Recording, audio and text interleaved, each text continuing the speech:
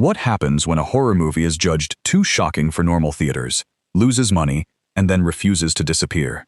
These 19 films were given X, NC-17, 18, unrated, or similar adult-only treatment somewhere in their release history. Some were cut apart, some were buried, and others were simply rejected. Yet years later, horror fans turned these supposed failures into cult legends. Before we enter this forbidden side of horror history, like this video, share it with another movie fan, and subscribe to our channel. Number 19. Flesh for Frankenstein, 1973.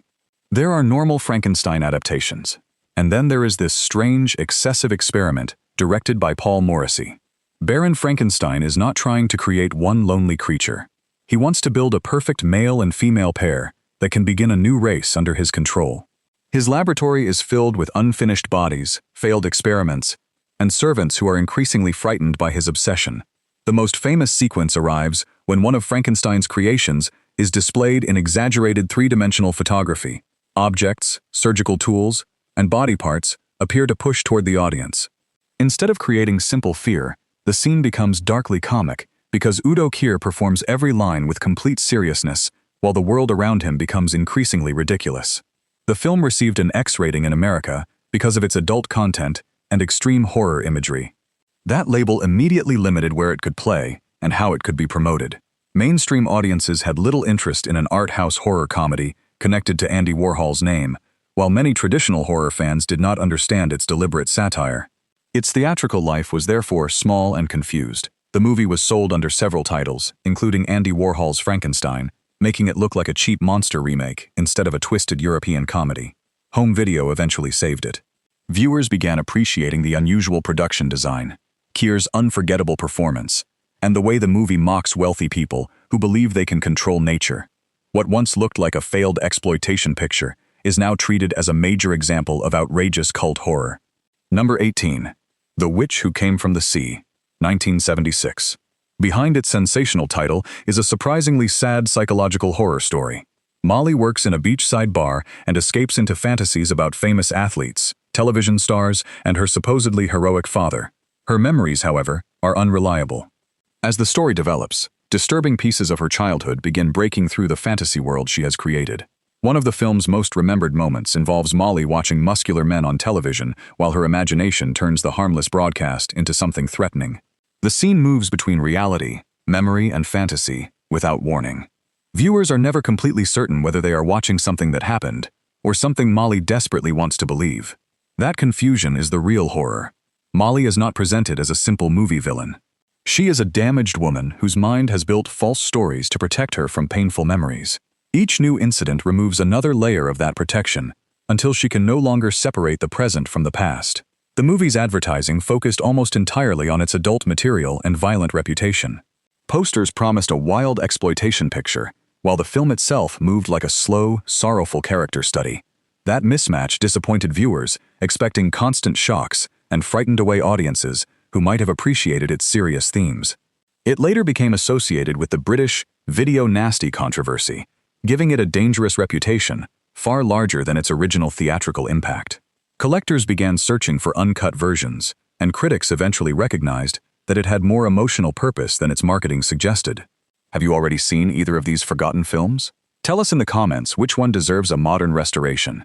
And remember to subscribe, because the movies become stranger, darker, and much more famous from this point forward. Number 17. The Driller Killer, 1979.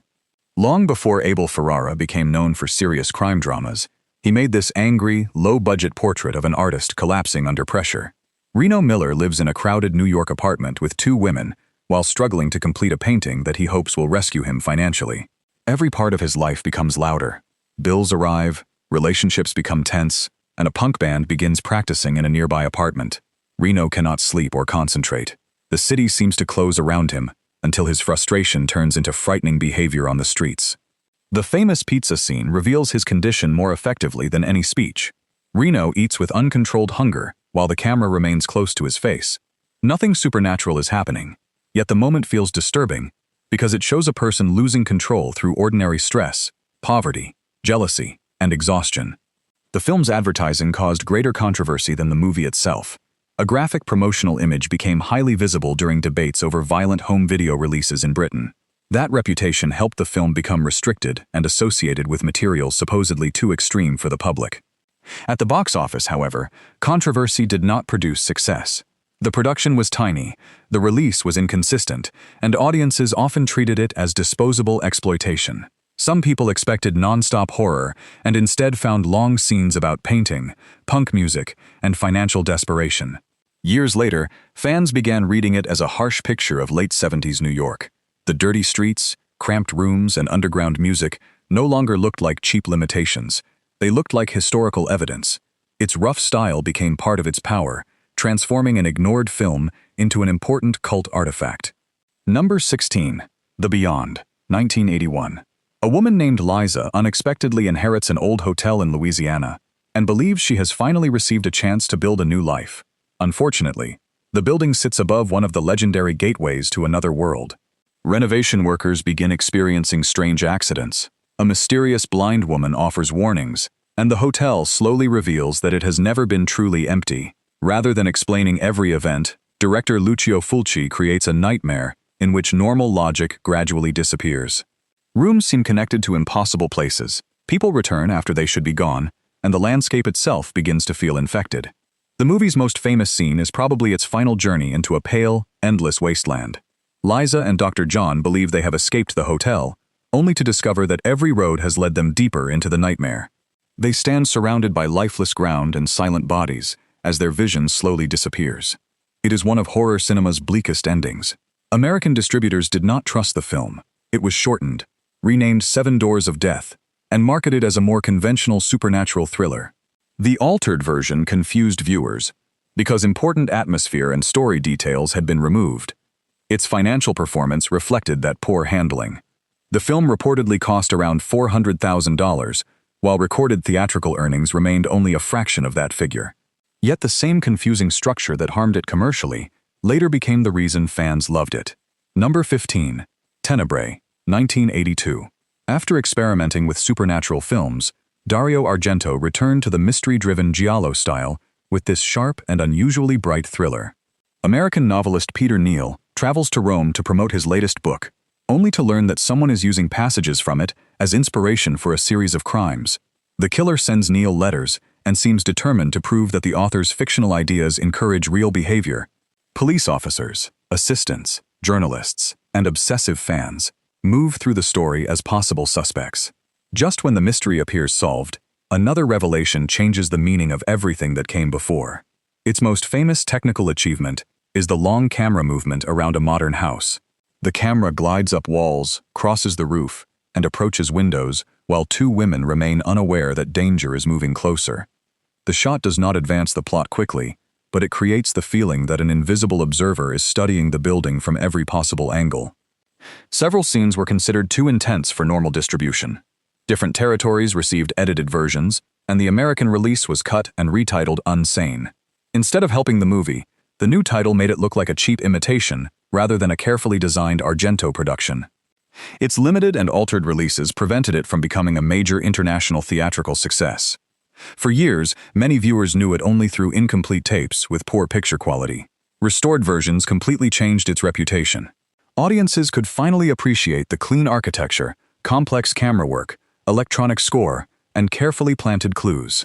What distributors once treated as an embarrassing import is now frequently named among Argento's best and most accessible films. Number 14. The Hunger, 1983. Stylish lighting, David Bowie, Catherine Deneuve, Susan Sarandon, and a Bauhaus performance should have created an immediate hit. Instead, Tony Scott's first major studio film confused critics and struggled to find the audience that would later embrace it. Miriam Blaylock is an ancient vampire who promises her companions eternal life. That promise has a hidden condition. Her lovers remain young for centuries, but when their time ends, they begin aging with terrifying speed. They do not completely die. Miriam stores their weakened bodies in locked containers, where they remain conscious and unable to escape. John, played by Bowie, suddenly notices wrinkles appearing on his face. Within hours, his body becomes decades older. Desperate for help, he visits researcher Sarah Roberts, whose work focuses on aging. She dismisses him because she does not understand how quickly his condition is changing. The rapid aging sequence became the film's signature moment. Bowie transforms from an elegant young man into a fragile elderly figure, while people around him barely notice. His attempt to reach Miriam ends with the discovery of her previous companions, revealing that her gift of immortality was always a cruel trap. The movie earned only about $6 million during its original theatrical run and received harsh reviews.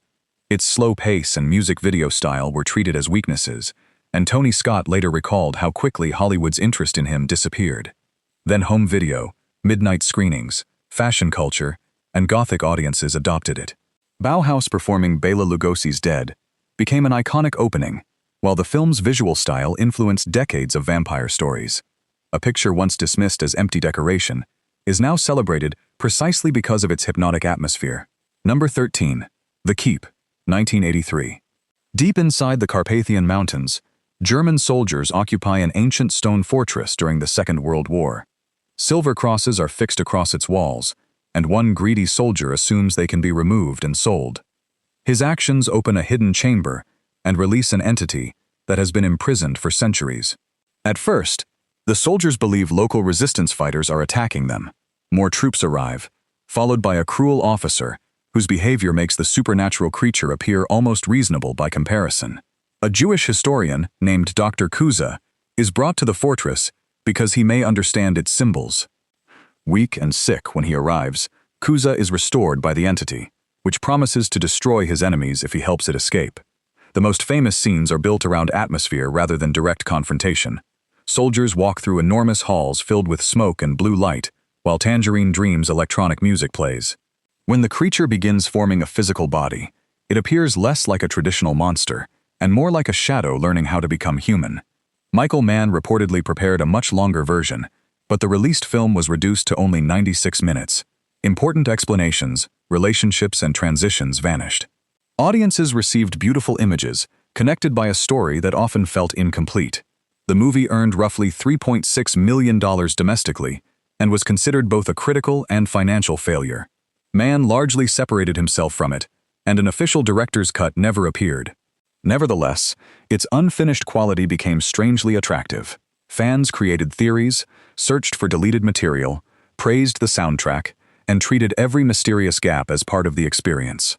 The ruined production became a cult object about ruined history. Number 12. Life Force, 1985. Very few studio films begin as serious space exploration, transform into vampire horror, and end with London collapsing beneath supernatural energy. Tobe Hooper's Life Force attempts all three, spending an enormous budget on a story that mainstream audiences could barely describe. A spacecraft investigating Halley's Comet discovers a massive alien vessel. Inside are three apparently human bodies preserved in transparent containers. The astronauts bring them back to Earth, where the female creature awakens and begins draining energy from anyone who approaches her.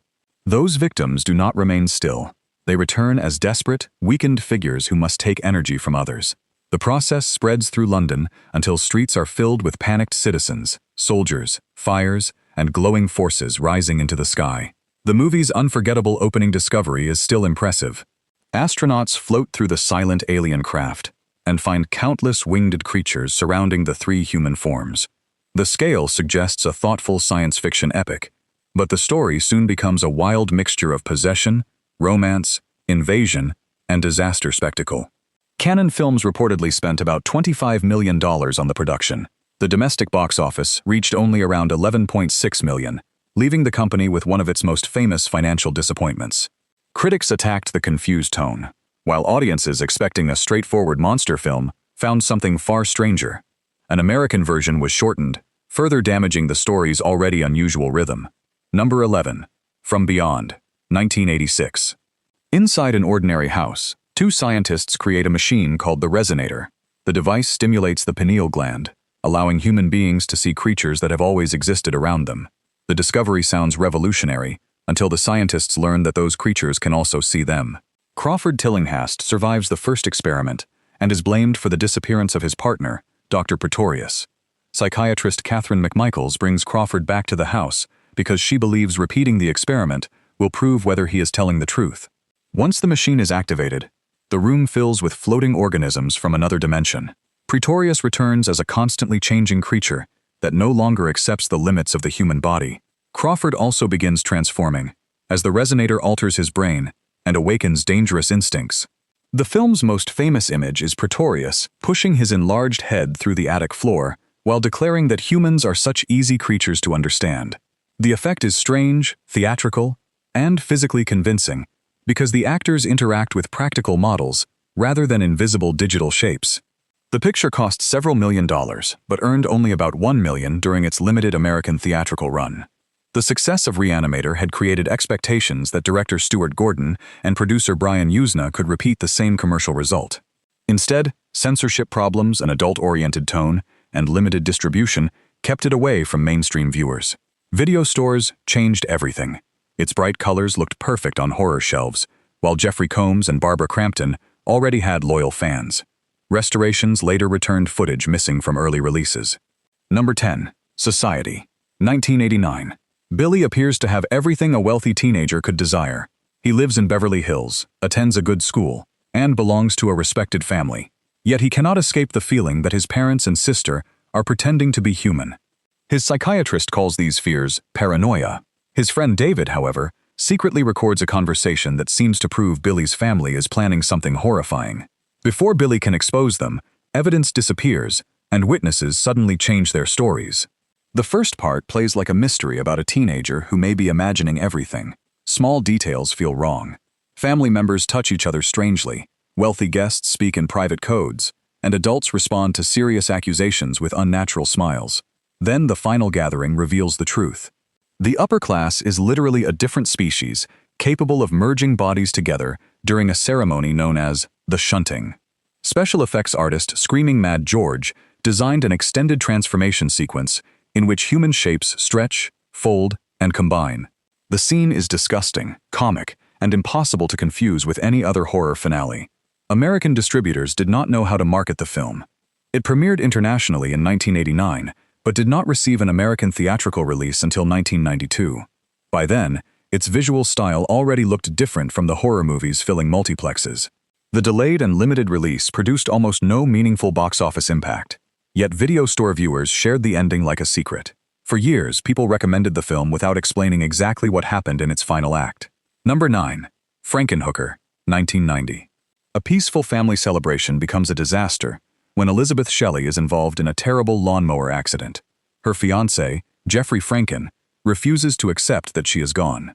Since he is a failed medical student with dangerous confidence, he saves her head and begins planning to rebuild the rest of her body. The problem is finding suitable parts.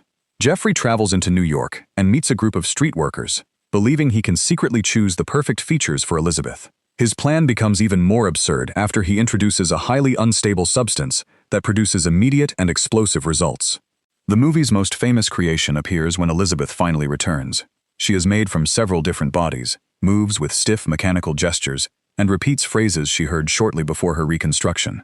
Patty Mullen performs the role like a broken wind-up doll, turning what could have been unpleasant into bizarre physical comedy. Director Frank Henenlotter understood that the idea was ridiculous. Instead of pretending otherwise, he built the entire film around handmade effects, bright lighting, exaggerated performances, and jokes that constantly challenge good taste. The approach did not attract ordinary moviegoers. Its theatrical release earned only about $200,000. The title also made many cinemas and advertisers unwilling to touch it. Viewers who might have enjoyed the comedy assumed it was something far more explicit, while serious horror audiences dismissed it as a cheap parody. Number 8. Man Bites Dog, 1992. A documentary crew follows Ben, a confident Belgian criminal who speaks to the camera as though he is hosting a lifestyle program. He discusses architecture, music, poetry, money, and his daily routine, with disturbing charm. That routine includes selecting victims and explaining his methods to the filmmakers. At first, the crew simply observes. Their microphones and camera create emotional distance, allowing them to pretend that recording Ben's actions does not make them responsible. Slowly, however, they begin helping him. They carry equipment, hide evidence, and eventually participate in situations they once would have only filmed. The movie's most famous sequence is also one of its simplest. Ben explains how he disposes of a body by calculating the correct amount of weight needed to keep it underwater. He speaks with the calm confidence of a cooking show presenter. The humor makes the audience laugh before forcing them to question why they laughed.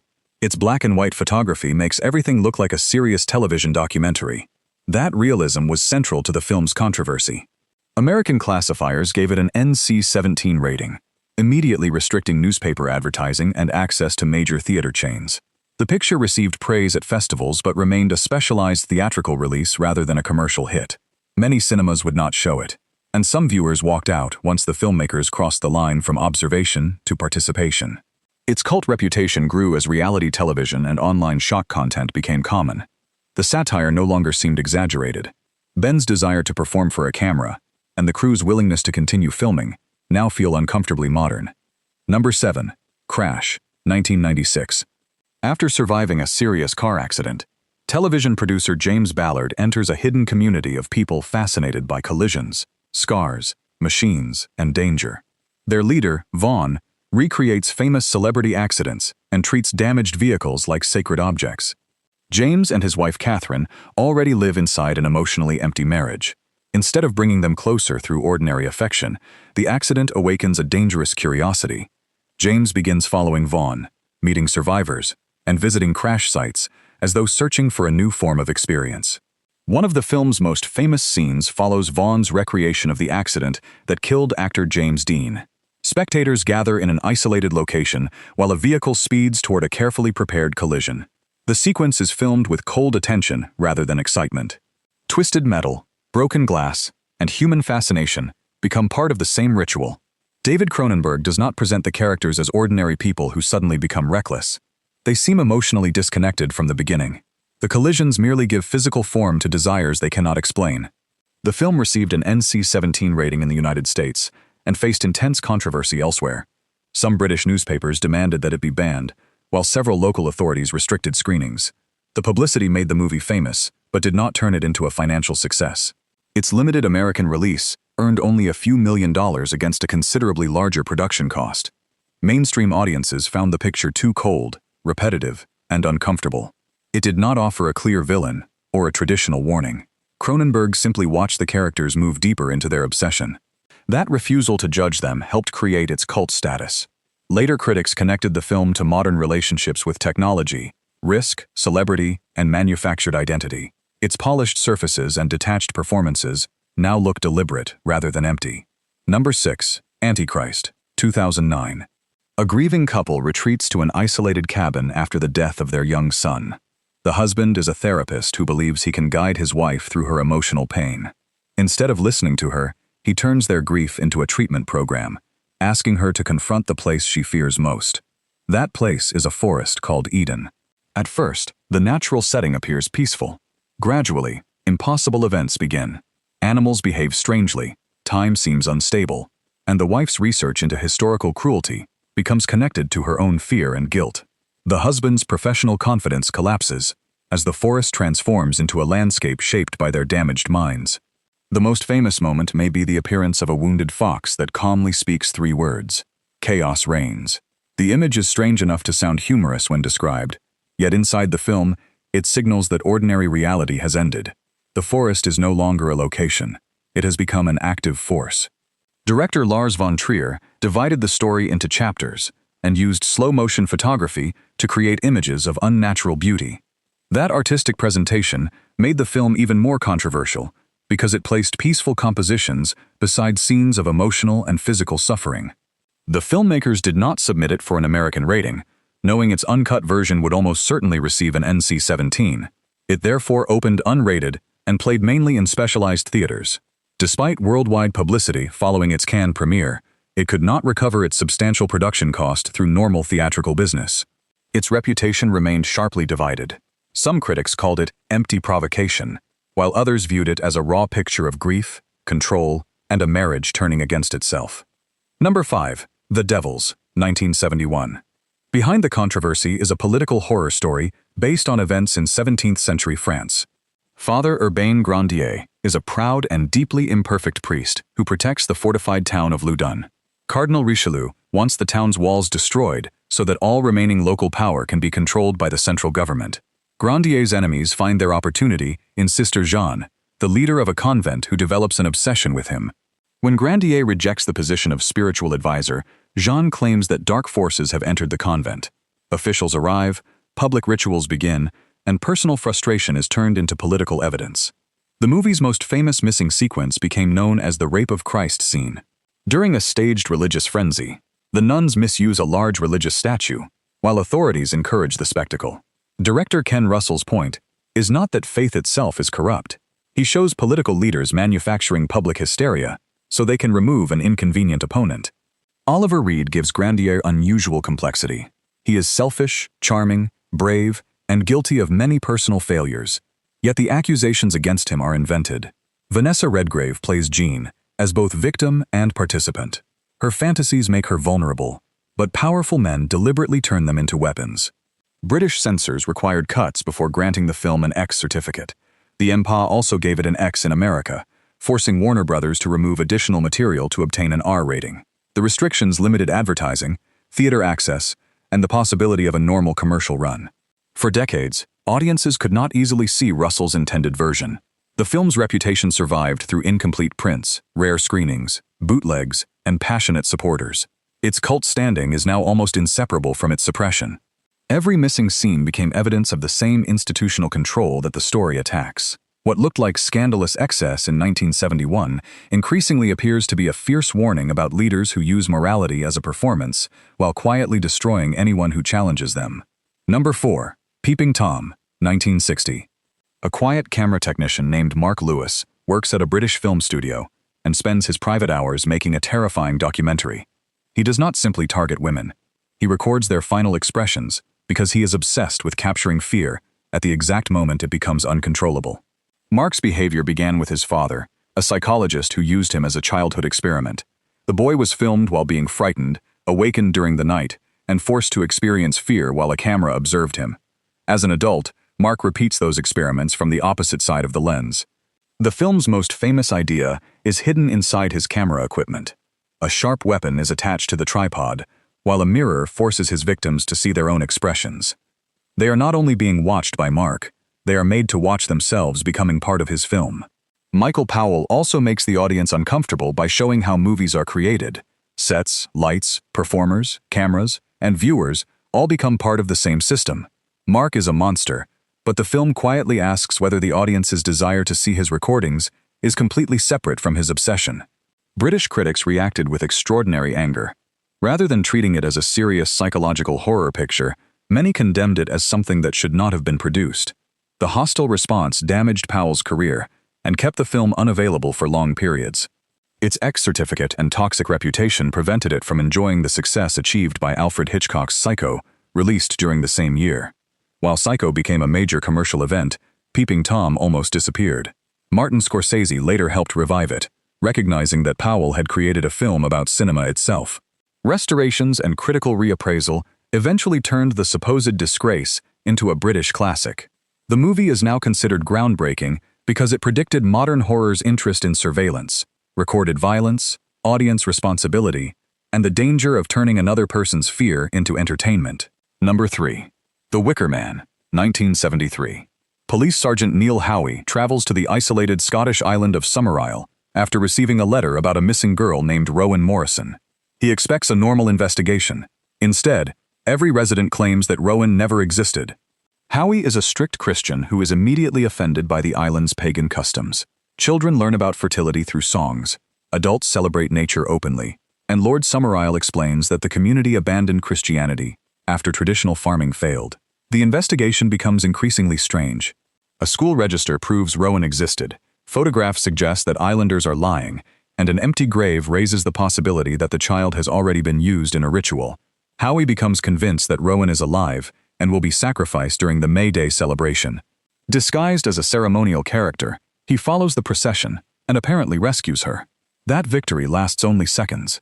Rowan happily returns to the islanders, and Howie realizes that he was never the investigator controlling the story. He was the carefully selected victim. The appearance of the enormous wicker figure remains one of horror cinema's most famous revelations. Animals are placed inside its compartments, Howie is locked above them, and the islanders begin singing while the sun sets. Christopher Lee's Lord Summerisle watches without anger, because to him, the event is an act of duty. The original release was disastrously handled. The film was shortened, promoted without confidence, and sometimes paired with unrelated features. Its surviving box office records show only a tiny theatrical impact compared with its later fame. Different cuts created years of confusion, yet television broadcasts and home video allowed viewers to discover its songs, mystery, and unforgettable ending. Fans began searching for missing footage, turning each recovered scene into an event. Today, The Wicker Man is regarded as a foundation of folk horror. The original distributors treated it as an inconvenient supporting feature. History treated it as the film people actually remembered. Number 2. Possession. 1981. A marriage is ending in West Berlin, but director Andrzej Żuławski refuses to present the separation as an ordinary domestic drama. Mark returns home from a mysterious assignment and learns that his wife Anna wants a divorce. He suspects another man, hires someone to follow her, and slowly discovers that jealousy is the least frightening part of the situation. Anna behaves as though several versions of her personality are fighting for control. She moves between Mark, her lover Heinrich, her son, an empty apartment, and a hidden creature she protects from everyone else. Isabelle Adjani's performance turns every conversation into an emotional emergency. Sam Neill matches her intensity as Mark moves between rage, desperation, and complete exhaustion. Their apartment feels like a battlefield where chairs, food, doors, and ordinary sentences can become weapons. The subway sequence made the film legendary. Anna walks alone through a station carrying groceries. She suddenly begins screaming, laughing, shaking, and throwing herself against the tiled walls. Liquid spills across the floor as her body appears to reject something inside her. The scene can be viewed as possession, emotional collapse, physical transformation, or all three at once. The creature waiting in the hidden apartment eventually develops into a copy of Mark. At the same time, Helen, the gentle teacher at his son's school, looks exactly like Anna. The doubles suggest that both partners desire improved versions of each other while destroying the real people they married. The film was not commercially successful in Europe or America. American distributors removed more than 40 minutes and attempted to sell the shortened version as a simple monster movie. The psychological structure disappeared, reviews were poor, and the release earned little compared with its estimated budget. Britain later included it in the Video Nasty Panic, making legal access even more difficult. Number 1. Videodrome. 1983. Max Wren operates a small Toronto television station that survives by broadcasting sensational material. His employee Harlan discovers a mysterious signal showing people trapped inside a plain red room. There is no story, no recognizable location, and apparently no attempt at entertainment. Max believes its simplicity will make it perfect for his audience. He begins searching for the broadcast's source and meets radio personality Nikki Brand. She becomes fascinated by the signal, while media professor Brian Oblivion warns that television is not merely a tool, it is becoming part of human reality. Max soon experiences impossible physical changes. A living opening appears in his stomach, videotapes move like breathing organs, and a television screen stretches outward when Nikki speaks to him. He can no longer tell whether these events are real, hallucinated, or created by the signal. The famous videotape scene captures the entire film in one image. A cassette is pushed into the opening in Max's body, programming him like a machine. Human flesh and media technology have become interchangeable. The conspiracy behind Videodrome believes exposure to the signal creates a brain tumor. That tumor produces hallucinations but may also represent a new stage of human development. Different groups want to control the transformation, and Max becomes their confused weapon. Universal gave David Cronenberg his largest budget at that time, estimated at nearly $6 million. The studio opened the film in about 600 theaters, but its first weekend was weak. It quickly lost screens and finished with only around $2.1 million domestically. Audiences gave it a poor response, and its mixture of conspiracy, adult imagery, technology, and body horror was almost impossible to summarize in an advertisement. The movie looked like exploitation, but spoke like philosophy. Viewers expecting a simple thriller received a warning about the future of media. Home video gave that warning a second life. The format that the film feared became the format that saved it. Viewers paused its effects, debated its meaning, and passed tapes between friends. Criterion editions, academic writing, and midnight screenings expanded its following. These 19 movies were restricted, shortened, rejected, or abandoned by audiences, yet none of them stayed buried. Fans recovered lost footage, defended strange performances, and transformed financial failures into horror history. Which cult classic deserves the number 1 position, and which forgotten bomb should have appeared on this list? Share your choice below. Like the video, and subscribe for more controversial journeys through cinema's hidden past.